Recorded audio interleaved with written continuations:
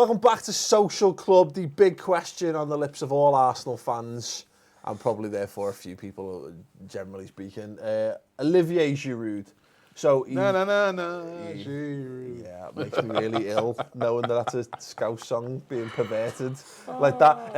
Anyway, he's, in terms of the race to the first 50 goals, he's now obviously done that for Arsenal. It puts him in a list alongside Thierry Henry, Ian Wright, Dennis Bergkamp, Robert Perez. But is he world class? I think he's quality, but a lot of Arsenal fans seem to be not fully convinced on him.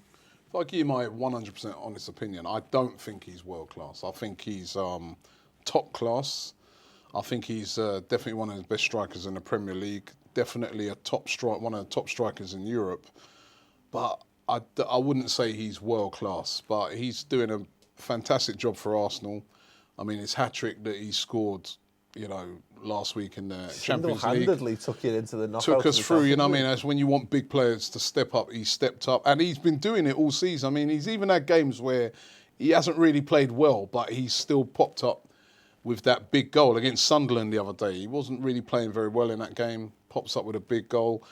So he's, the jury's still out on him with Arsenal fans. And I think a lot of that is because we have been used to players like Thierry Henry who were world class. So, he's stepping into really big shoes, but he's doing a fantastic job. He's a real top striker, but I'm going to be honest and say that I don't think he's world class. He's not in the same bracket, I'd say, as Aguero, Lewandowski, guys like that. Yeah. But he's doing great. He's doing great. It's one of those things, because I look at it, Baz, and I'm like, guy scores goals. I didn't get it when he first signed from Lille because he was incredible in the French league. No, it was Montpellier he signed from. Was it? Yeah, Montpellier. I thought he was one of the Lille guys. He was Montpellier, and when he was actually at Montpellier, he sort of drove them on to winning the league, which is something that they've never done in their history. So he's always been a top player who's produced. Yeah. But listen,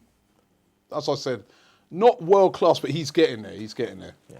Not that I disbelieve you, but I'm definitely going to Google that while we're doing this. Barry, the fact of the matter is, what more can you ask from a centre forward who scores your goals, and he scores them in relative abundance as well? Good player. When Robbie was on our channel before we played Arsenal the other week, and I said he'd score because he always scores against Everton, and he did score against Everton.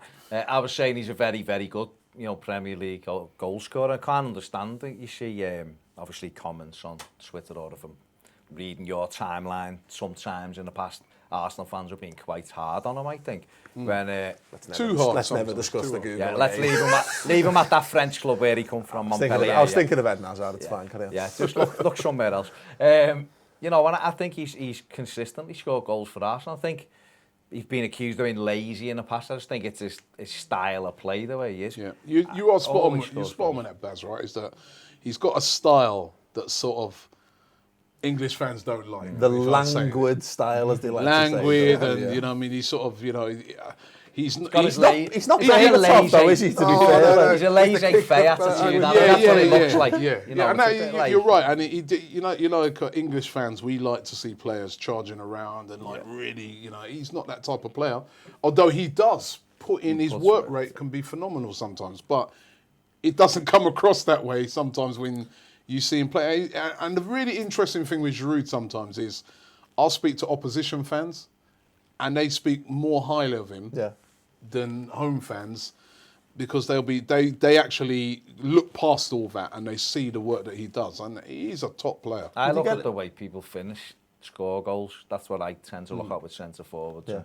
Is finishing. The amount of times he gets across the keeper and just outside of the foot, flicks it in. That's a quality play. He strokes balls into the net. It's not. We were talking off camera before about Jamie Vardy, who's got obviously a lot of goals, but watch Giroud, watch his body shape, watch the way he puts the ball in the net. Classy player. I'd have him every day of the week. Would you have him for United? Yeah. It'll work. yeah. Now he'll tell us all the reasons why he wouldn't have him. Well, he's a brilliant player, but world class, probably not. No. I think that the term world class is overused. Yeah, no, I agree. With that, yeah. My definition of world class is if there was a world 11, would Giroud or any other player get into that 11? Yeah. And, That's a and good, the no, answer's no. it's a valid Yeah. point. Like, yeah. But I suppose, I think, I actually do totally agree with that point. The world-class thing does get a little bit bandied around too much. But I would just say, again, this is a week where, you know, Alexis Sanchez is out injured. You're struggling for options. You've got Joel Campbell as your backup. And Giroud just stepping up. And, you know, he's getting called a lamppost by your fans earlier last year and earlier in the season. Yeah. And like I say, for me, it's about, you've got to do it on the highest stage.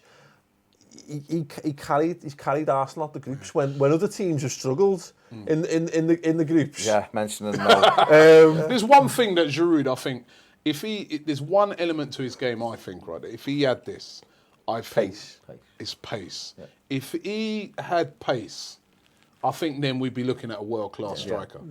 But that's the one thing that he lacks. So you can't really...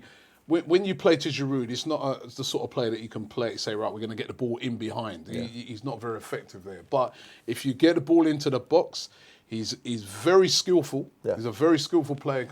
He creates a lot for other players. His hold-up play is really, really good.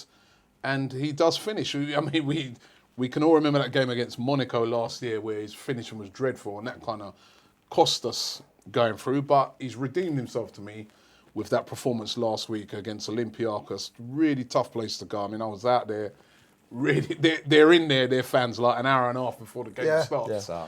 All Hostile atmosphere in it. Very hostile, very yeah. hostile place. But we he put them to produced bed a at great Anfield performance. 11 years ago, I remember.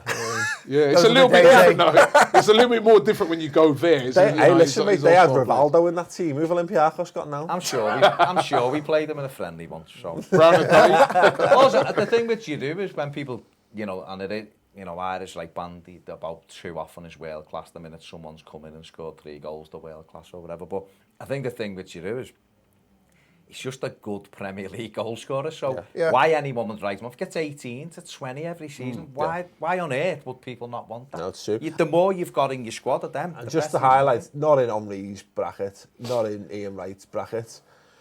How long did it take Bergkamp to get 50 goals? 114 games, Giroud 113. So clearly better than Dennis Bergkamp. No, hold on. Steady on. let's leave it. We're funny, we're having a joke about this week that you can basically take a selection of stats and get them to mean whatever you want. You can look at Divock Origi and be like, yeah, to be honest, his goal scoring records were good. Or you could say he scored 4 goals in his last 3 games for Liverpool. 4 in 3, that's a world-class striker. The Fletcher's got a couple of them though. He's got a couple of them. He's got a couple for you. I think the thing is, the sort of marker, isn't it, for the real top strikers is like 20 goals a season, right? And Giroud, the only reason he hasn't done that in the past couple of seasons has been injuries. Yeah. It was last season he was out with a broken ankle for about nearly 4 months, still nearly got 20 goals for the season. Yeah. So he's quality. What is it with Arsenal and injuries? It's like using injustices. You just know them all by rote. Robbie's got a list of every injury an Arsenal player's suffered in the last 5 years. Wind your neck in. The only thing I say about Giroud is he broke his leg playing against Everton because Baines or Jagielka kicked the ball against his leg. It put him out for 4 months. 4 months. That's my only question mark over Olivier Giroud. Get stronger leg muscles. Stronger legs, please, lad. Right, we're gonna have to wrap that up there. I'm always interested to know people's thoughts. And he's always good at posting a naughty video or selfie as well, isn't he? Sexy man. Allegedly. There you go. So let us know your thoughts on Giroud's goal scoring prowess and his sexy video postings as well. That he brings. Yeah. Why not? Comments below. If he can put his women in it as well, it'd be better. Yeah. Is he world class or is he? You know, look, is he on the way to world class? Because footballers can actually get better than what they are. You know, he's not. You've got Arsenal fan TV regulars apologising for calling them a lamppost now. So stranger things have happened. Thoughts in the comments below. Give the video a thumbs up. Subscribe, of course, to the Bullshit YouTube channel. You know why? Because it's fucking amazing, and you're missing out in your whole life if you don't. Don't forget to subscribe to the rest of the channels as well. Still to come, discussing Jurgen Klopp and this. We're going to be discussing how good Newcastle are and a whole host of other topics. Go and check them out as well.